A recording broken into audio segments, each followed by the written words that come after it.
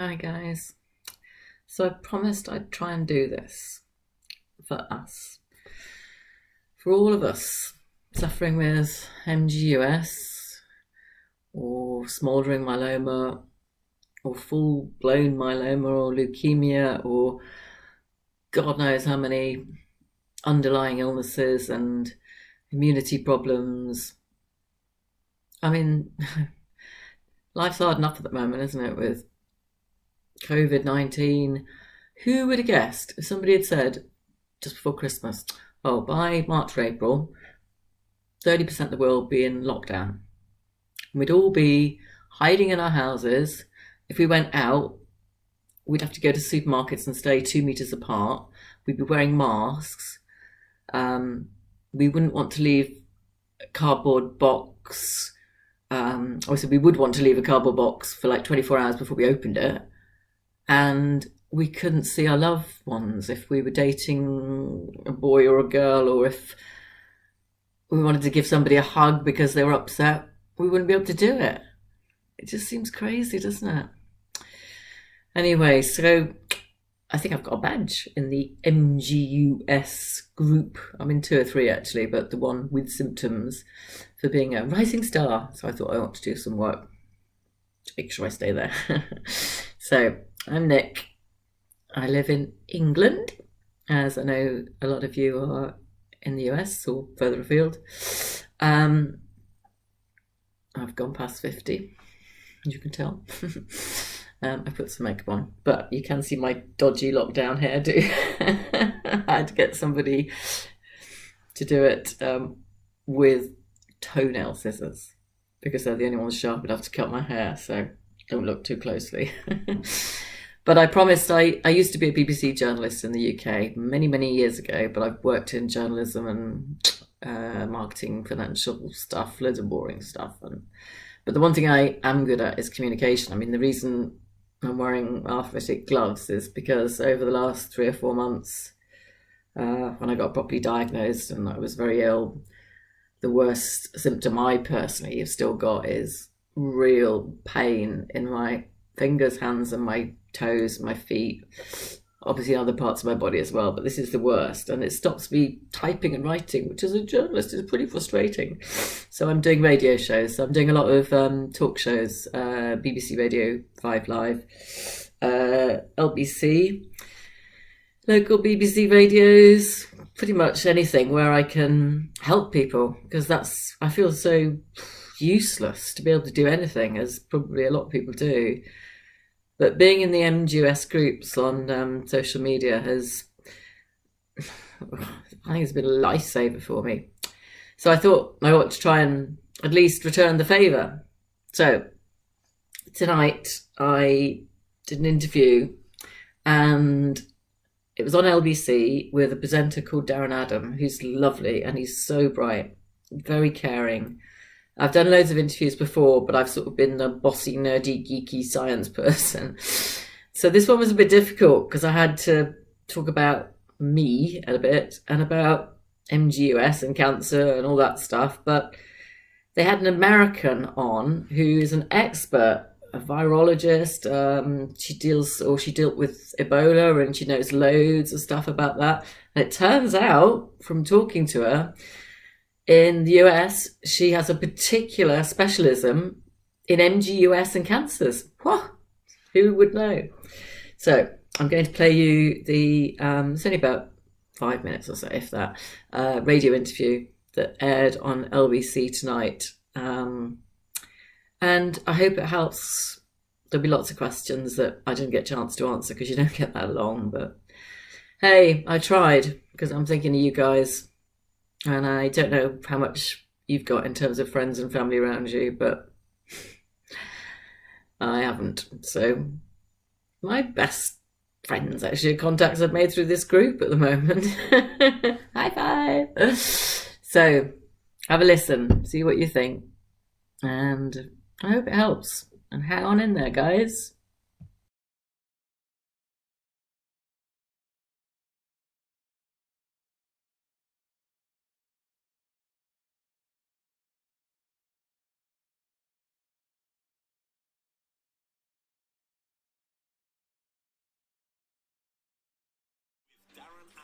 Call 0345 6060 973. Tweet at LBC.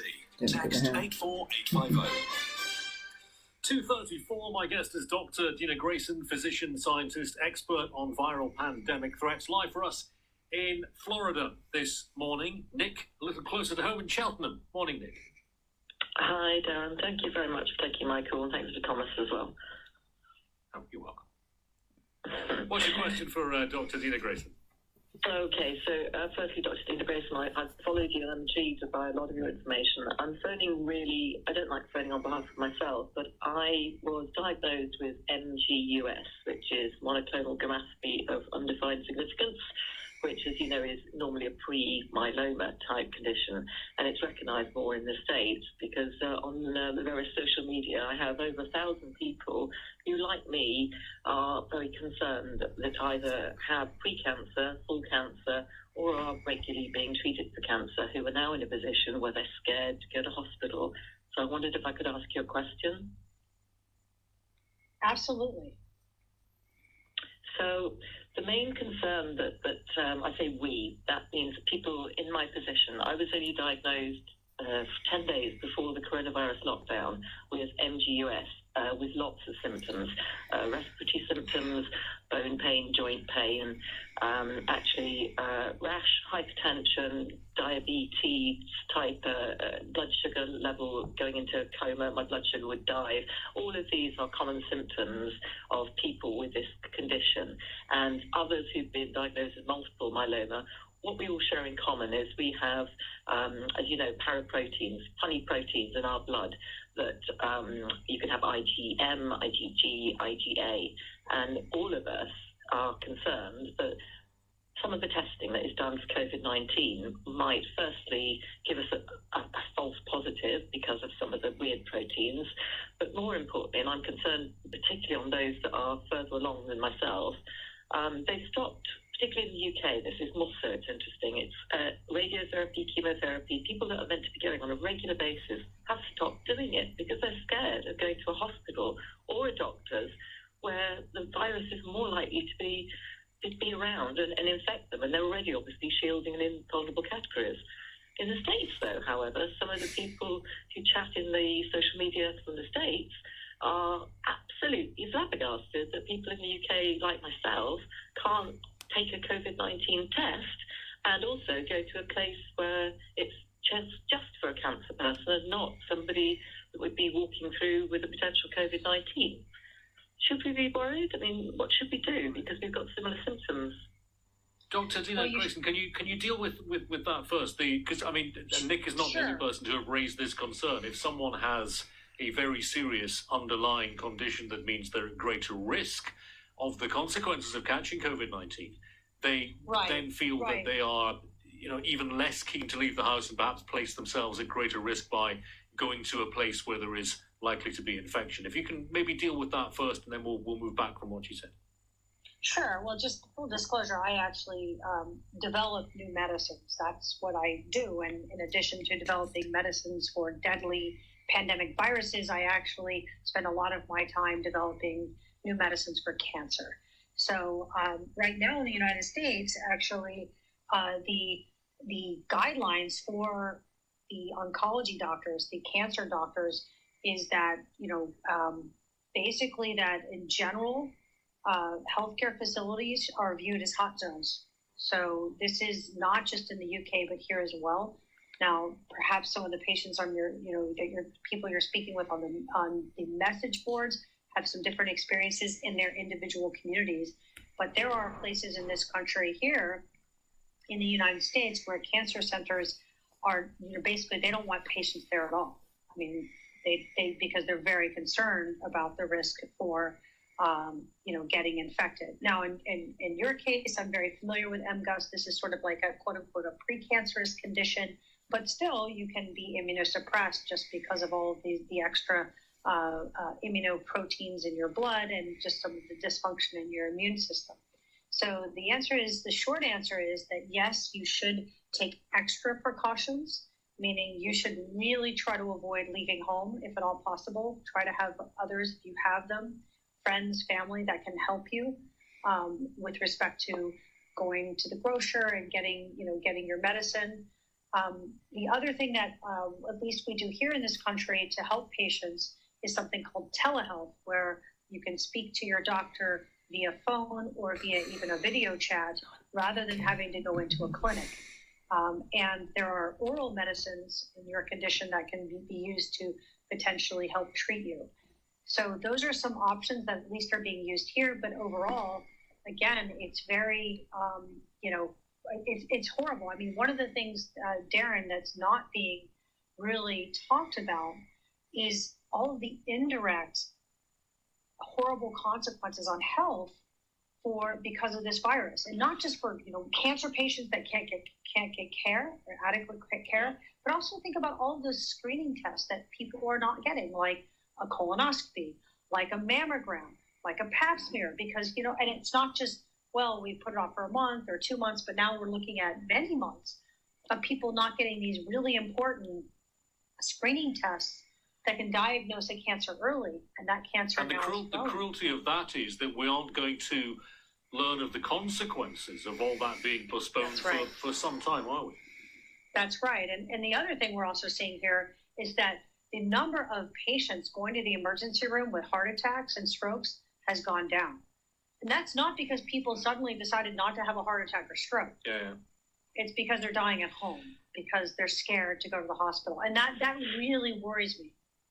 How should someone like Nick or anyone who is in need of in-person treatment for a serious condition, how on earth do they make that choice of either staying at home and staying away from the COVID-19 related dangers of going to that place versus missing out on the benefit of attending such a place because of the treatment for the serious health condition? How do you go about weighing that up, would you say, Dana? I think that it is an extremely difficult decision, and that is one that is very specific and individualized to each person.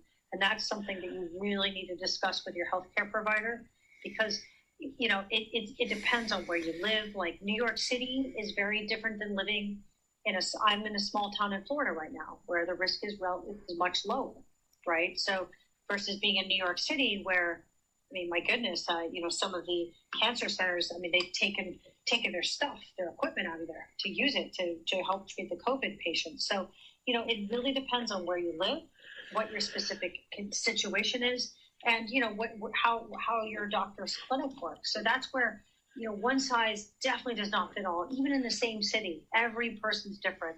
And so I wish I had an easy answer on this one. Okay, yeah. Nick, come back on that if you're still there. Yeah, I'm here, yes. What do you think of that? What do you? Yes, absolutely. What do you make of that advice? Because it is obviously a personal decision that people are going to have to make. Yeah, I'm nervous. I'm sad. I'm anxious. I'm trying not to be selfish for myself, but I'm just concerned. There are so many people, and all we have is each other. And so many of the people I speak to, we share our, hypertension. Myself, I was, 180 over 120 the last couple of nights. And when I phoned my GP to get advice, I was told, you're one of 50 million other people I need to help. Pretty much get off the line. And that was the reaction I got. And lots of other people are saying similar things. And I'm really fearful for them and for myself to some extent as well. It's such an awful situation to be in, and such an appalling choice to have to make about whether you stay where you are, whether you get the help that you need. I think Nick also had a question, Dina, about false positives that might arise from the condition that she and others have. Can you address that as well? Sure, Darren. But first, Nick, I just want to send you all my support and love. I can just hear your anguish in your voice. And I do think that one thing to just let the worry and the concern does not help your immune system, right? So as much as possible, because here's the thing: if you're at home, you're not going to get. You're in your coronavirus-free bubble. You're not going to get sick. Okay, you're going to be safe. And if you have some friends and loved ones who can help you with respect to running your errands and doing things, take a deep breath and try to do some relaxation and understand, like, it stinks to be in your home, but your home's really safe. The virus is not going to come and invade your home. It's not going to knock down your door. You're really safe there. So I just, I want you to just have that comfort, okay? And with respect to how your paraprotein, how in your condition with the extra immune proteins that are circulating in your blood, how that might affect the test. The answer is, I don't think, so first of all, the test for the virus doesn't involve testing for antibodies. So it's a nasal swab that then there's a couple different ways to look for the virus. You can look for, it's called a PCR test, which is essentially looking for the genetic material of the virus. So it's very unlikely that your condition would interfere with that test. So you wouldn't have a false negative. So that's if you had a test and you were negative, I mean, again, no test is perfect, but it's relatively unlikely that your condition would interfere with that. So Nick, that's I wish you the Nick, I wish you the very. Sorry, Nick, we missed that. The tests in the UK are antibody tests. Unfortunately, they're not the PCR test. Well, they're two different tests. The antibody test, there are different If tests. only. The antibody test says if you've had the virus previously, but there's also a test to see if you have an active infection, and that can't be an antibody test. Mm-hmm. So that has to test for the actual virus itself. So there are different tests even in the UK. You do have tests for the virus, yeah. But anyway. But the antibody tests here in the UK, that is still certainly a gap that needs to be filled. Nick, I wish you the very best of luck. I'm very grateful for the call. Yes, thank you very for much that. So that was it. I tried. I hope you found it a bit useful. You could always find the doctor on Twitter or social media and maybe ask her some questions. She seems like she wants to help. She knows what she's doing. It's just nice to be heard, isn't it? But it's just so irritating. So irritating as well that MGUS isn't pretty much recognised in the UK. It's like, it's got no symptoms. Just test it every couple of years if you get down to it, It's not cancer, so doesn't worry. It's so annoying, isn't it? So many of us, suffering. Anyway, I'll try my best for you and for us to get some more answers, okay? I'm not giving up. Stay safe. Look after each other. Sometimes that's all we've got.